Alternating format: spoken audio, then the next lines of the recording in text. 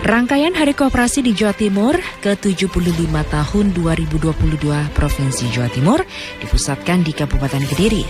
Alasan Hari Koperasi di Jawa Timur karena perkoperasian di Kabupaten Kediri bertumbuh secara positif karena adanya pembinaan dari Kabupaten Kediri.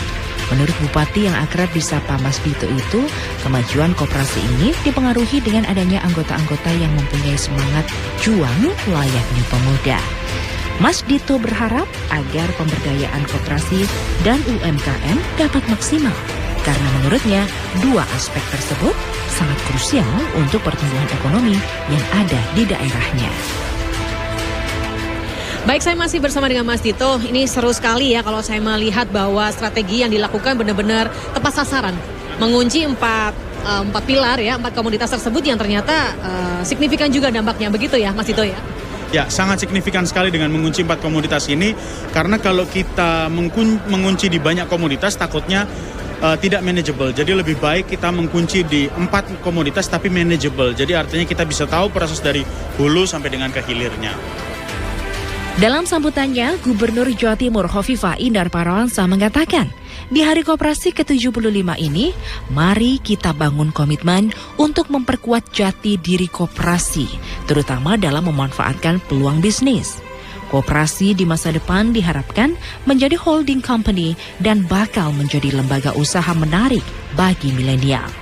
Nah, kalau tadi yang disampaikan oleh Pak Bupati bahwa ini nanas mungkin terlezat, tidak hanya manisnya di Indonesia, itu panjenengan tidak salah. Karena saya pernah menguji coba dan kemudian itu salah satu pemilik perkebunan nanas paling terkenal lah di Jawa Barat, itu Subang. Ibu, ini kok lebih bagus, lebih enak, lebih manis daripada nanas Subang yang dikenal paling manis di Indonesia. Jadi rupanya semanis-manisnya di sana per hari ini dikalahkan oleh manisnya nanas PK1 dari Kediri. Saya sudah minta, saya sudah minta disiapkan meja, ada nanasnya, karena saya mau demonstrasi cara, membuka. Jadi ini nanas yang tidak perlu dikupas, ini nanas yang tidak ada durinya.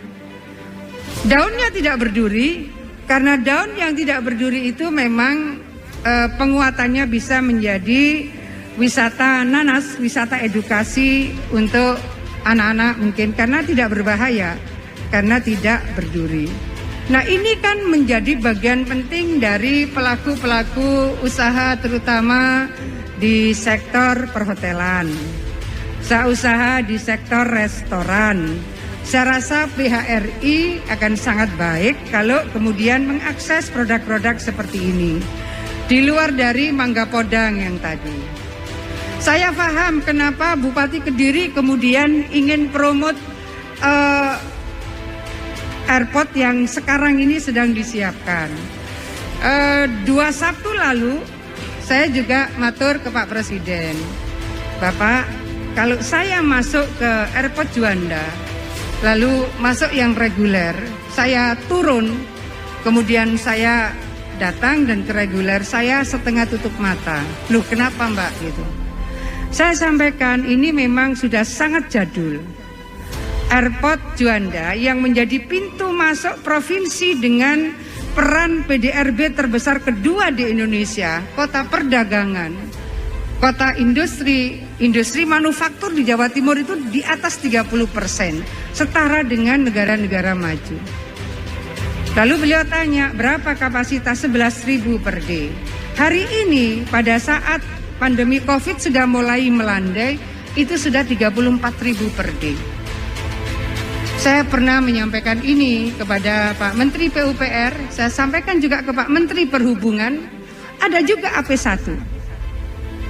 Mungkin panjenengan yang banyak menggunakan fasilitas Juanda, ada hal yang memang kita harus sabar. Sampailah yang tadi Pak Bupati menyampaikan, betul yang beliau sampaikan bahwa hampir saja embarkasi Surabaya itu ditiadakan. Bapak Ibu sekalian, kami menyampaikan terima kasih inisiasi partnership, sinergi, kolaborasi yang luar biasa yang terbangun pada pertemuan kali ini. Tentu harapan kita adalah bahwa ada tindak lanjut, ada plan of action yang lebih konkret, yang terukur untuk ikhtiar kita memajukan kesejahteraan umum, mencerdaskan kehidupan bangsa di dalam koridor negara kesatuan Republik Indonesia. Sementara itu, Khofifah membenarkan kualitas dan cita rasa yang dihasilkan oleh nanas asli bumi Panjalu tersebut. Bukan hanya tingkat kemanisannya saja, namun PK1 ini menurutnya merupakan varietas nanas terlezat se-Indonesia. Gubernur menceritakan bagaimana kelezatan nanas yang merupakan komoditi utama di wilayah agropolitan Ngawasondat, Ngancar, Wates, Pelosok Klaten, dan Kandat.